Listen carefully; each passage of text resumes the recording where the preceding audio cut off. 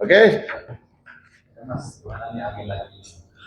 Kami ingin menyampaikan bahwa dari hasil pemberitahuan perkembangan hasil penyidikan SP2HP yang kami terima untuk klien kami yang bernama Lisnawati dari Polres Sukabumi, dalam SP2HP ini yang mengatakan sehubungan dengan Anwar Satibi telah ditingkatkan menjadi tersangka. Sehubungan dengan rujukan di atas bersama ini diberitahukan kepada saudari perkembangan penyidik terhadap dugaan terjadinya tindak pidana setiap orang yang menempatkan atau membiarkan orang dalam keadaan terlantar, sedangkan menurut hukum yang berlaku baginya, atau karena persetujuan wajib memberi nafkah, merawat atau memelihara orang tersebut hingga mengakibatkan mati, dan atau setiap orang dilarang menempatkan, membiarkan, melibatkan, menyuruh melibatkan anak dalam situasi perlakuan salah, penelantaran, dan atau setiap orang dilarang menelantarkan orang dalam lingkup hidup rumah tangganya. Artinya bahwa penetapan ini bukan tiba-tiba, tapi melalui proses yang cukup panjang. Telah dilakukan penyelidikan, telah dilakukan meningkat menjadi penyidikan, sehingga hari ini kita diberitahukan telah ditetapkan saudara AS telah menjadi tersangka. Artinya bahwa semua unsur yang kita laporkan, alhamdulillah terpenuhi, sebagaimana yang kita inginkan, dan kita kooperatif telah memeriksa beberapa saksi dan cukup banyak saksinya kami melihat dari laporan SP2HP ini.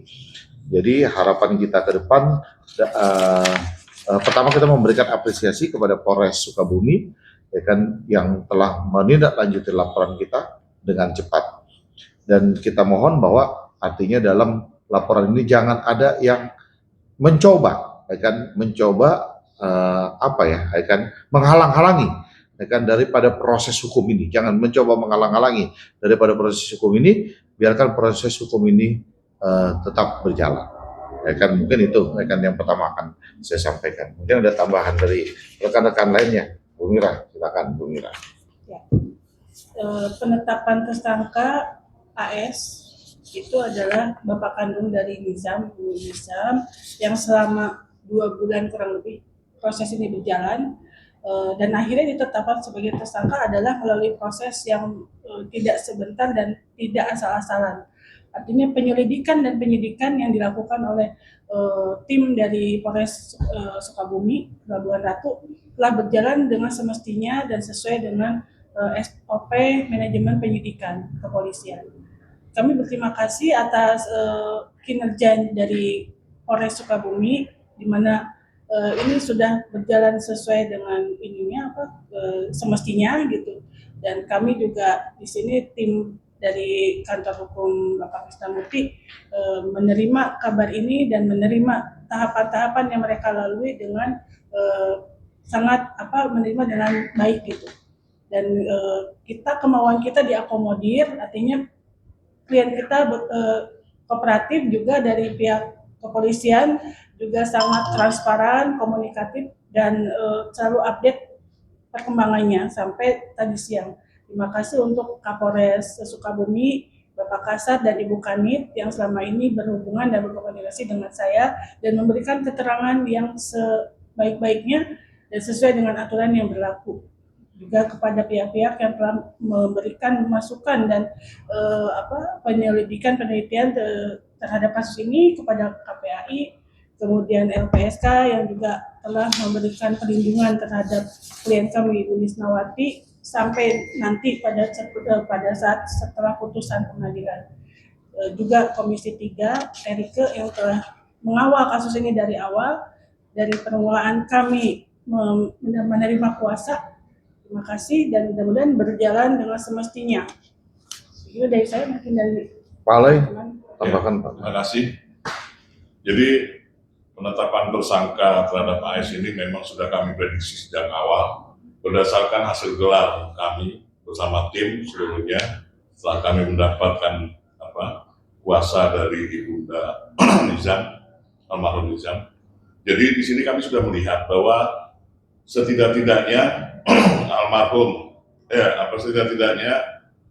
Bapak kandung dari almarhum Rizal ini pasti ikut terlibat. Sebagaimana masukan dari KPAI itu juga kami dengar, maka berdasarkan hasil gelar kami, tim, akhirnya kami putuskan untuk melaporkan dugaan tindak pidana ini. Yang pada akhirnya kami berterima kasih kepada jajaran Polres Kabupaten Sukabumi yang telah menetapkan AS menjadi tersangka sesuai dengan apa yang kami telah telah kami bahas dan telah kami himpun informasi-informasi atau kaitan-kaitan tindak pidana yang patut diduga disangkakan kepada AS.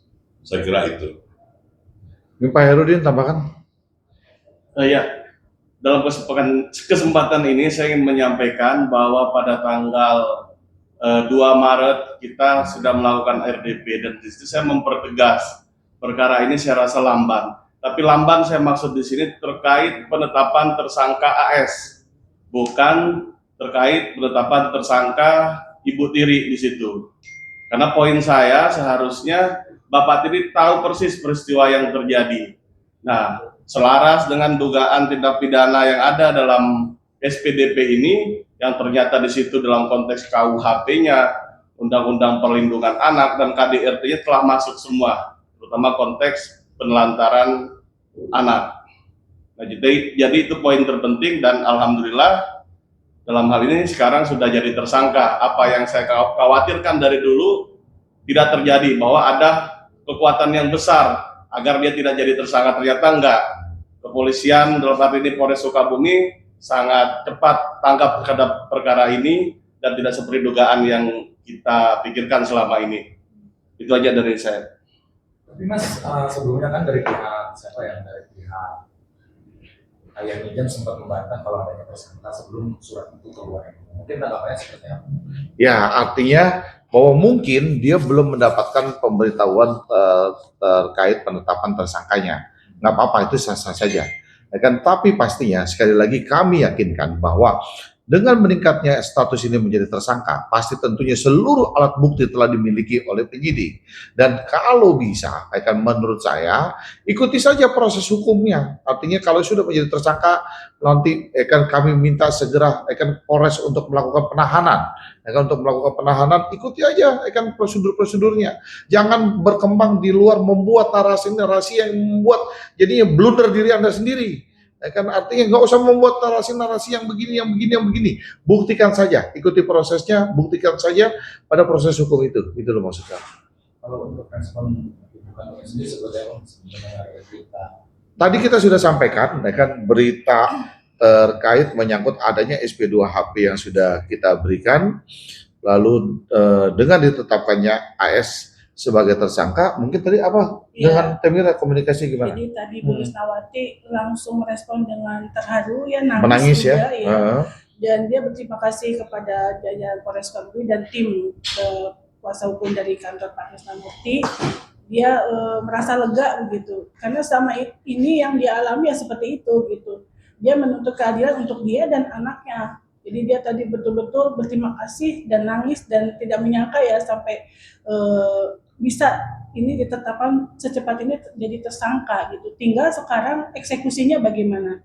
Dan saya juga sudah mendapat penjelasan tentang hasil visum dan otopsi, tapi mungkin belum bisa dibuka di sini. Artinya bahwa itu juga hasil visum dan otopsi menguatkan AS menjadi tersangka pada hari ini.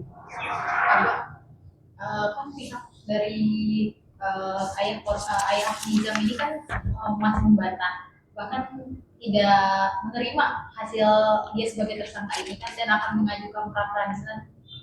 Oh nggak apa-apa, memang itu sah-sah aja. Artinya kalau dia proses itu, di sini di dalam SP2HP ini sebentar ya, mana ini ya kan?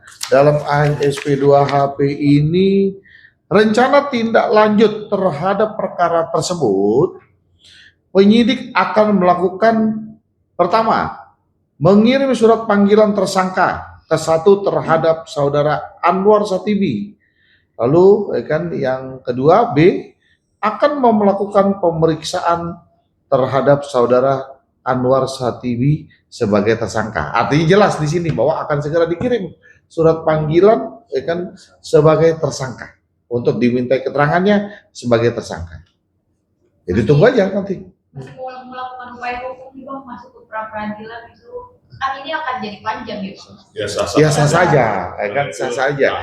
Nanti pembuktiannya akan biarkan dalam prosesnya. Apakah penetapan tersangkanya akan sudah benar atau belum, terus lalu kemudian alat bukti yang lainnya, nggak apa-apa, kita lihat aja, kan.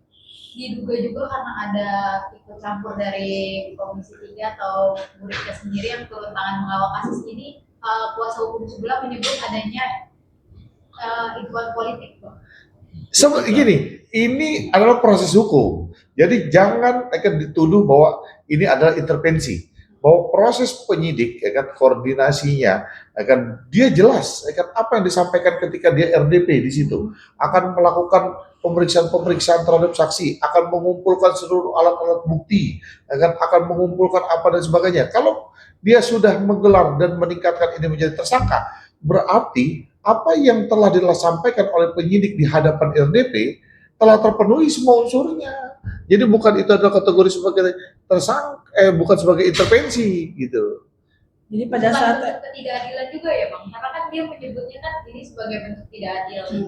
Arti kata ketidakadilannya gimana? jadi Gitu pada loh. saat RDP Iya. itu bahwa KPAI dan LPSK sudah turun, jadi sudah menemukan bukti. Artinya kita ke sana tuh bukan tanpa bukti dan dipanggil kan oleh Komisi 3 bukan karena kita Komisi 3 ada apa maksud-maksud tertentu, enggak, memang kita sudah punya bukti gitu, sudah mengantongi banyak bukti begitu. Tapi ini yang terbaru kan pihak yang minjam ya melalui kuasa hukumnya melaporkan bukan minjam ke Baris Krim Polri atas dugaan pelanggaran pada 31 Maret 2026. Kan jelas bahwa di dalam RDP kemarin kan bahwa artinya seluruh laporan menurut Komisi 3 RDP itu harus ditolak. Kenapa? Ya kan ini mesti dibuktikan dulu. Nah kalau ini sudah terbukti dalam penelantaran dan sebagainya, ya kan sementara pelapor yang kita laporkan sudah terbukti, akan ada tersangka lagi. Ini kan lucu jadinya. Maka kita bilang silakan aja lah kalau dia mau melapor, itu bagian daripada proses hukumnya Pak Lo ya. Iya. Jadi intinya RDP itu bukan satu tekanan intervensi dari lembaga negara dalam politik. Yang pasti gini, ini adalah wujud dari ketidakmampuan masyarakat dalam penegakan hukum yang selama ini. Maka meminta perlindungan agar dapat diawasi, agar dapat dituntun ke arah yang lebih benar, bukan untuk diintervensi, bukan untuk diarahkan seseorang menjadi tersangka, bukan. Kalau ada pihak-pihak di luar itu yang menyatakan bahwa ini ada nuansa politik dan segala macam, ya kita minta buktikan terlebih dahulu, jangan asal ngecap. Kan lucu, artinya gini loh, kalau dibilang itu adalah sebuah penelantaran, pertama saya ingatkan ya, bahwa kan klien kami Lisnawati bukan menyerahkan kepada Anwar Satibi, kan almarhum ini. Kebetulan dia minta sekolah, kan menjadi kiai di pesantren, sehingga dimasukkan ke pesantren, kemudian pindah, lalu kan Anwar Satibi bilang kepada klien kami, bahwa biarkan saja saya yang merawat. Kan begitu, betul nggak Teh? Biarkan saja yang merawat, kan. Kemudian untuk bertemu, menurut klien kami, selalu dihalang-halangi, tidak bisa bertemu. Di mana penelantarannya? Kok sekarang malah dibilang itu adalah bentuk penelantaran? Orang nggak bisa ketemu, dihalang-halangi, bagaimana bisa ketemunya? Bagaimana itu dibilang adalah penelantaran? Coba buktikan penelantaran, coba ditalar dulu. Sebelum lapor itu ditalar dulu, ditelaah dulu. Kalau misalkan dia kan sebagai orang tua kan tidak bisa bertemu dengan anaknya karena dihalang-halangi, kemudian dikirim video, kan kamu bilang kamu sayang apa namanya? Sayang siapa? Iya, kamu sayang siapa? Sayang bapak apa sayang ibu atau sayang apa gitu loh. Lalu dikirim, bilang aja katanya ibu Sayang kamu sudah apa? Mati, katanya meninggal katanya. Kok di mana itu adalah bentuk dari penelantaran? Gimana sih? Satu hal ya, Lisnawati itu pernah menjadi TKI. Itu apa? Karena dia berusaha untuk memenuhi kebutuhan Nizam. Padahal bukan kewajiban ibu kan untuk memenuhi memenuhi kebutuhan anak. Kewajiban ayahnya. Di mana penelantarannya sampai Lisna sampai jadi TKI, berusaha untuk mencari uang untuk menghidupi dia. Padahal anaknya bukan hanya Nizam. Gitu. Jadi tolong dibuktikan saja, nanti sesuai prosedur hukum lah ya, kita siap aja gitu, siap saja. Tapi kan ini sudah terbukti lah gitu. Terserah dia mau melapor, asal ada bukti yang kuat. Kita sih mengikuti saja. Cukup?